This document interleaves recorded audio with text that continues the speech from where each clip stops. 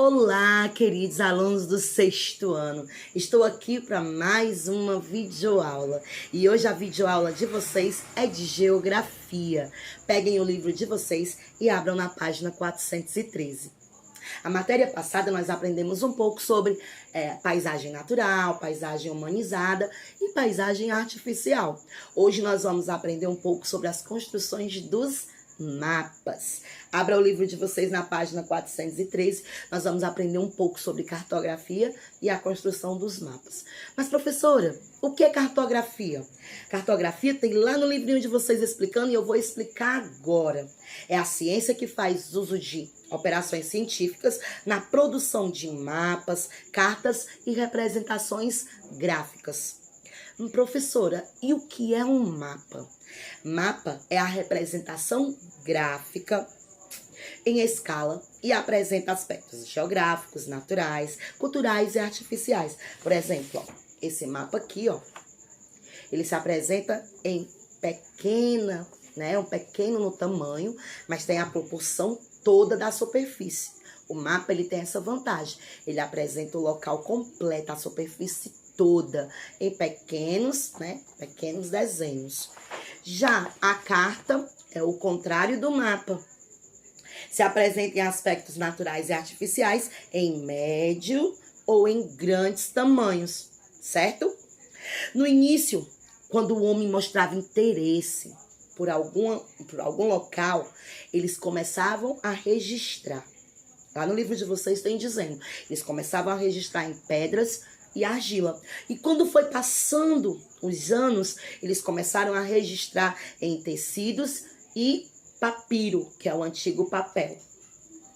Na antiga Babilônia, em 2500 a.C., eles encontraram um registro em argila. O nome dele é Gaziur. Ele é considerado o mapa que foi encontrado, Encontrado na antiga Babilônia e que hoje se localiza o Iraque. Na página 413 você vai ver um pouquinho do Gaziur, Ele é o mapa mais antigo, encontrado há 2500 anos antes de Cristo. Na Idade Média, a cartografia ela viveu um retrocesso. Como assim, professora? As pessoas começaram a não dar tanta importância. Justamente chegou às concepções religiosas e ela teve um retrocesso. Mas aí quando começou a Idade Moderna, a cartografia ela teve um avanço devido às grandes navegações. Coloque aí no livro de vocês, na página 414, nós vamos começar a ver essas projeções. Na Idade Moderna começou devido às grandes navegações. E nós vamos começar com as projeções cartográficas. E o que são as projeções cartográficas, professora? Na página 414 de vocês, diz que é toda a parte da superfície, em um desenho plano, totalmente completinho, como esse que eu te mostrei, certo? Então, essas projeções, elas ganharam nomes. Lá no livro de vocês, começa pela primeira projeção que está aqui. Essa projeção é a projeção de Mercator. Eu vou aproximar ela do vídeo para vocês observarem. A projeção de Mercator é uma projeção cilíndrica, desenvolvida por Gerardus Mercator em 1569, que era utilizada pelas grandes navegações, devido às suas grandes características entre os continentes, os ângulos, mantendo as linhas retas de latitude e longitude. Aqui essas linhas, ó, longitude e latitude. Então, esse daqui é considerado a projeção de Mercator, certo? Vou deixar ela aqui do ladinho. A segunda projeção que nós vamos estudar é a projeção de Peters. Vou chegar mais pertinho do vídeo para vocês observarem. A projeção de Peters também uma projeção cilíndrica. Ela foi elaborada por um alemão, Arno Peters, em 1973. Essa projeção mantém a proporção das áreas representadas, porém até altera um pouco a forma delas. Nessa projeção, o continente africano fica sempre colocado no centro do mapa. Vocês viram aqui que eu coloquei a África, ó. Observadinha, África. Essa aqui é a projeção de Peters. E por último, a projeção cônica, formato de um cone.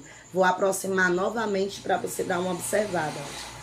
A projeção cônica é resultante da projeção da superfície terrestre sobre um cone, que posteriormente é planificado. Tem as linhas paralelas, né, que mostra a latitude. Tem as linhas de longitude, que são os meridianos. Mostra tudo isso, né, aqui, ó, em suas áreas. Essa aqui é uma projeção cônica, tá certo?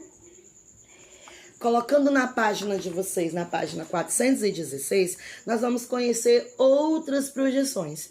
Por exemplo, a projeção plana ou azimutais. Eu trouxe aqui o globo terrestre, ó.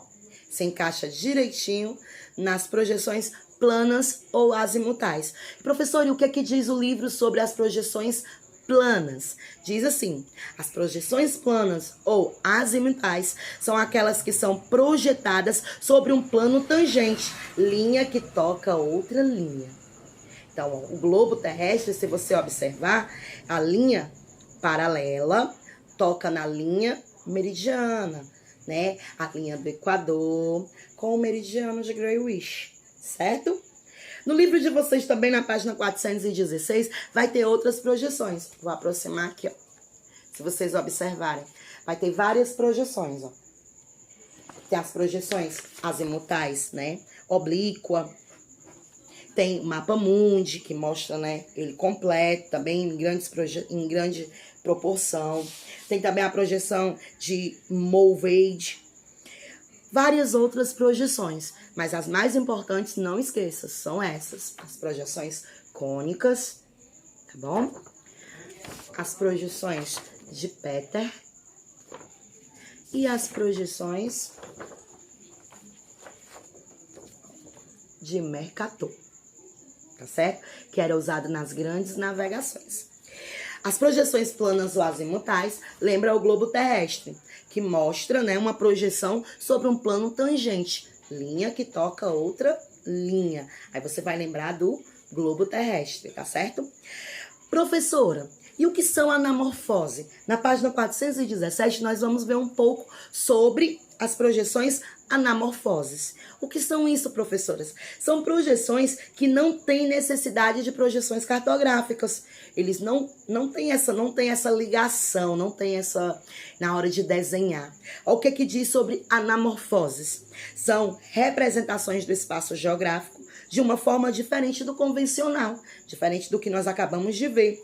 Para sua elaboração, não há necessidade de projeções cartográficas.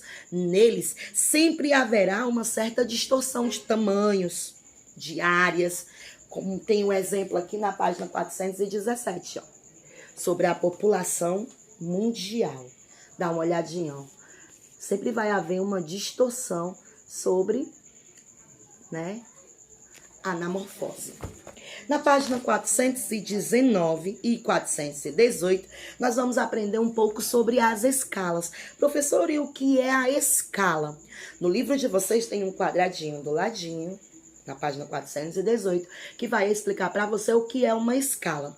Diz assim: é a relação de proporção entre a área real e sua representação no papel. Vocês acham que o desenho aqui, ele tem a ver com o tamanho real?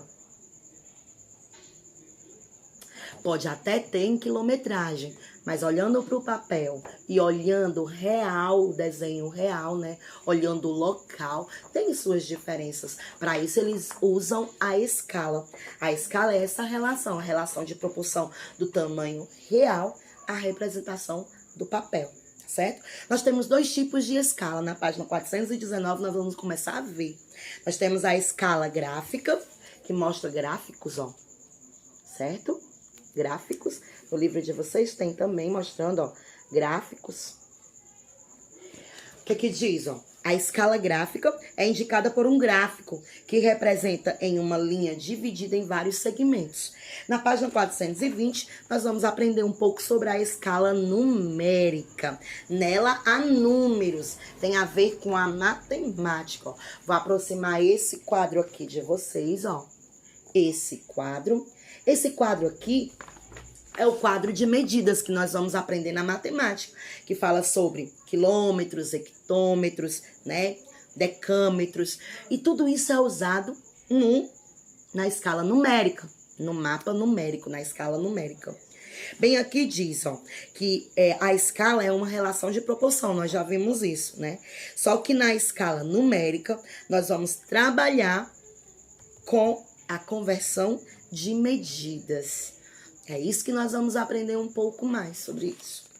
Nas páginas 421, nós temos uma atividade que vai falar sobre tudo isso que nós vimos, sobre a quilometragem. Nesse mapa de vocês, na página 421, tem os quilômetros, ó, bem aqui embaixo, perto da Rosa dos Ventos. Tem os quilômetros. E essa escala de medidas, essa conversão de medidas aqui, o quadro que nós temos na página 420, vai nos ajudar a resolver o exercício da página 421. Nós vamos precisar acrescentar zeros na quilometragem do mapa acima, né? Passando na página 422, nós temos as divisões do mapa, as representações cartográficas e legendas. Para a gente entender o mapa, sempre haverá, ó, símbolos, tá vendo, ó? Sempre haverá símbolos, haverá cores, haverá linhas, para poder facilitar o nosso entendimento. Na página 422 diz que os símbolos são variados, né? Você pode representar um aeroporto com um avião, você pode representar uma igreja com uma cruz, ou então a ponte com tracinhos, né, parecendo uma escada. Então, esses são os símbolos que nós usamos. Já as cores é para diferenciar relevo, não é verdade? De divisão política. Então, a gente divide o relevo que estuda, né? O relevo que estuda a vegetação, a gente divide por cores, senão nós não vamos entender. E existem as linhas, que são essas linhas aqui, ó, usada para separar bem aqui, ó. Tá vendo? Vou botar para vocês verem. As linhas. O que as linhas querem dizer? As linhas representam diversos elementos, como limites entre os bairros, entre cidades, né? Entre um relevo e outro, entre uma vegetação e outra. Então, as linhas são usadas para essa diferenciação. Na página 424, nós vamos ver que existem diferentes tipos de mapas. Existem mapas que falam do relevo, existem mapas que falam da hidrografia, que é a água, existem mapas que vai falar sobre os países, né? Suas cidades, né? Dentro das cidades vão mostrar seus bairros e assim sucessivamente. A divisão dos mapas, ela é desse jeitinho. Existem mapas que vai falar sobre a hidrografia, sobre o clima, a vegetação, o relevo. E as atividades que vocês irão fazer são essas. Na página 421, lembrando, vocês vão precisar observar a quilometragem do mapa e acrescentar zeros de acordo com a conversão de medidas da página 420. Na página 425, até a página 428, nós teremos algumas atividades sobre os mapas, sobre a cartografia, né? Sobre o tipo de mapas que nós acabamos de aprender. Espero que vocês tenham entendido um pouco, espero que eu tenha ajudado. Logo, logo nós vamos estar juntos no Zoom e poderemos tirar algumas dúvidas, tá bom? Então, espero que vocês tenham gostado dessa aula sobre mapas, né, sobre cartografia, tá bom? Aguardo vocês na próxima aula. Na próxima aula nós vamos aprender um pouco sobre os movimentos que acontecem na Terra. Nós vamos aprender também sobre a Rosa dos Ventos, seus pontos cardeais, colaterais, mas isso na próxima aula. Então, até a próxima aula. Tchau, tchau.